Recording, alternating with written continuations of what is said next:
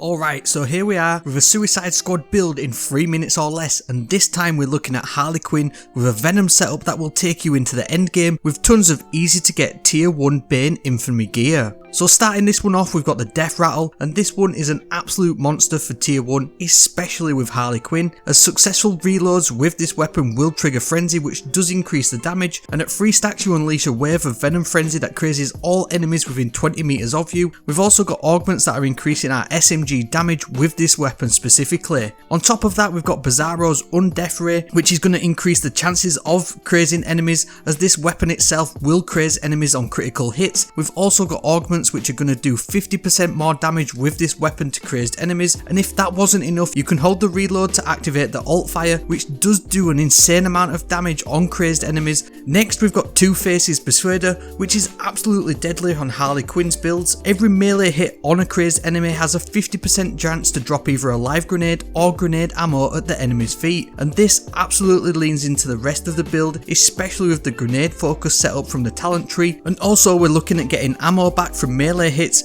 and also leaning into increasing melee damage on afflicted enemies by 30% with the augments. If that wasn't enough, we've got the villain synergy bonus with the Bane and Two-Face sets, which activate the true face of Fury. This one leans into the harvesting, where it now gives a 100% chance of dropping grenade ammo, and also increases grenade damage by a whopping 100% for 20 seconds. You can really go to town with just this setup alone, and absolutely chain grenades back to back. The grenade that we're using is the Golden Goost, and obviously we've deleted this master one that we've got, and it's absolutely great for building up grenade ammo, as you're going to get a ton of it on suicide strike kills, which again lean into the talent tree that we've focused with this one. We've also got increased grenade damage on crazed enemies with an extra 39% damage. We've got the unflinching mod from Bane's Raid, and this one will boost the damage that you deal by 100% and also give you a massive 50% damage reduction when there are 4 or more crazed enemies within a 20 meter radius. We've also got a sweet little bit of damage reduction going on there with the augments, as well as some suicide strike resource regeneration. With the traversal and lucky charm mods, we're leaning into the infamous Ivy set, with a 2-piece bonus offering a 50% increased damage dealt to all afflicted enemies, as well as allowing critical hits to have a stacking 5% chance to afflict enemies hit with a random affliction. And the main part of this, which works so well especially with Harley Quinn's builds, is that afflicting enemies hurts them for 25% of their maximum health. Now this triggers every single time that you afflict them. You're really going to be chunking a lot of enemies' health, and it's great for the end game,